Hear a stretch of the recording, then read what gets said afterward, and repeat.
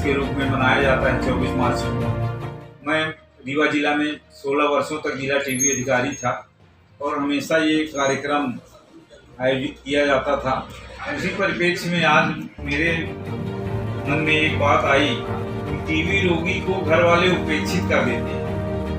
पीड़ित का इस कलंक माना जाता है आज भी, और उसको टीबी रोगी को घर से अलग कर दिया जाता है। उसका बर्तन, थाली, गिलास सब अलग कर दिए जाते हैं, जबकि ये गलत बात है। आज के ज़माने में इतनी उच्च गुणवत्ता की दवाइयाँ हैं, यदि टीबी रोगी कुछ डोज खा लेगा तो वो संक्रमण फैलाने की स्थिति में नहीं रहता।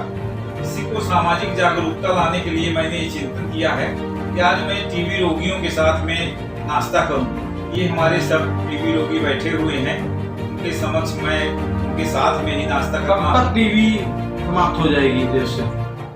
यद्यपि हमारे देश में हमारे प्रधानमंत्री जी ने 2025 तक टीबी उन्मूलन का लक्ष्य रखा था, जबकि विश्व स्वास्थ्य संगठन ने पूरी दुनिया में टीबी उन्मूलन का लक्ष्य 2030 रखा है। और ये भी जानना जरूरी है कि हमारे भारतवर्ष में पूरी दुनिया से सर्वाधिक ज़्यादा टीबी रोगी हैं। 1 करोड़ यदि प्रतिवर्ष टीबी रोगी मिलते हैं पूरी दुनिया में, तो 27 लाख भारतवर्ष के रहते हैं। ये बड़ी चिंता का विषय है और 2025 चल ही रहा है और मुझे लगता है कि अभी संभावना नहीं है 2025 में टीबी उन्मूलन की, क्योंकि कुछ न कुछ कमियां मरीज की ओर से, समाज की ओर से, प्रशासन की ओर से और राजनेताओं की ओर से हो रही है। इसके कारण कभी लगता नहीं कि देश में टीबी रोग उत्पन्न का कारण क्या है? ये बैक्टीरिया के कारण होता है। जब एक व्यक्ति संक्रमित होता है, उसके फेफड़ा में कीटाणु होते हैं, बैक्टीरिया होते हैं, जब वो खांसता है और छींकता है, यही कीटाणु हवा में फैल जाते हैं और उसके संपर्क में रहने वाले दूसरे व्यक्ति को टीबी हो जाता है। टीबी व्यक्ति कैसे हो जाती है, मतलब कारण क्या है? यही कारण है बैक्टीरिया। जो व्यक्ति संक्रमित खांसता छींकता है तो हवा में ये कीटाणु दूसरे स्वस्थ व्यक्ति के फेफड़ा में चले जाते हैं और वही व्यक्ति टीबी रोगी हो जाता है। तो हर कितने लोग परसेंट टीबी के रोगी हैं? भारतवर्ष में प्रतिवर्ष अनुमानित 27 लाख रोगी होते हैं और हर 2 मिनट में, हर 3 मिनट में 2 रोगी यहाँ उत्पन्न होते हैं। हर 3 मिनट में 2 लोगों की मौत हो जाती है और 27 लाख लोग प्रतिवर्ष। क्या उपाय है? में हमारे 2024 में लगभग 5600 मरीज डिटेक्ट हुए थे इतने बड़े जिला में। क्या उपाय है टीबी रोकने का?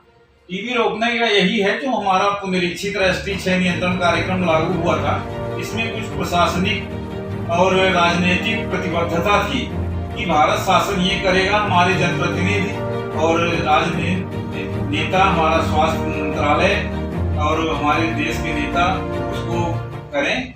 जबकि शुरुआत में जिला स्वास्थ्य समिति से संविदा कर्मचारियों की भर्ती हुआ करती थी, लेकिन रोक दिया गया। नया जिला हमारा बन गया। हमारा संविदा कर्मचारी STS, STLS जो देखते हैं कार्य, मऊगंज जिला में ये दोनों कर्मचारी नहीं है। हमारी एक्सरे मशीन सिरमौर में, गुड़ में, गोविंदगढ़ में, हरमना में रखी हुई है, लेकिन किसी भी रोगी की जांच नहीं हो पा रही है। कई जगह बलगम की जांच नहीं हो पा रही है। कभी मेरे 16 वर्ष जिला टीबी अधिकारी रहते टीबी की दवाइयां खत्म नहीं हुआ करती थी, लेकिन आज बार बार सुनने को मिलता है कि खत्म हो गई हैं। MDR टीबी रोगी नहीं ठीक हो पा रहे हैं क्योंकि उनको भी दवा नहीं मिल पा रही है। यदि ये सब प्रबंध कर लिए जाएं, बढ़ती हुई डायबिटीज की संख्या ये भी एक चिंता का विषय है। डायबिटीज के रोगी को जल्दी टीबी हो जाती है। कुपोषण, कम पोषण, ठीक से खाना नहीं मिलता, पोषण प्रोटीन नहीं मिलता, हरी सब्जियां बहुत सारे लोगों को नहीं नसीब होती हैं और यही सब कुपोषण या कम पोषण के कारण ऐसे लोगों को ज़्यादा टीबी होने की संभावना रहती है। HIV भी हमारे रीवा जिला में। कोरोना की बीमारी आई थी और टीबी की बीमारी क्या एक साथ चलती है? बिल्कुल निश्चित रूप से, लेकिन कोरोना के समय में कुछ कम हो गया था संक्रमण, क्योंकि लोग निकलते नहीं थे दूसरे जगहों में, अपने घर में ही सीमित थे। कोरोना वायरस के कारण होता है और टीबी बैक्टीरिया के कारण होती है। कोरोना इस दोनों का रिलेशन फेफड़े से है ना? हाँ। नमस्कार, मैं doctor Akhilesh Patel, national hospital Rewa से। आज आप लोगों के माध्यम से आम जनमानस को संदेश ये है कि लेट्रिन के रास्ते से यदि किसी को ब्लीडिंग होती है, खून जाता है, तो उसको नज़रअंदाज ना करें। पहली बात तो जो हमारे यहाँ होती है पाइल्स, फिस्टुला, फिशर, ये बीमारी हो सकती है। इस बीमारी का आप पहले के समय में अच्छा ऐसा था कि बीमारी जितना होता था ये भ्रांति थी कि वापस आ जाती है। अब के समय में ऐसा नहीं है। इसका संपूर्ण इलाज लेज़र के माध्यम से बिना चीर फाड़ के उपलब्ध है।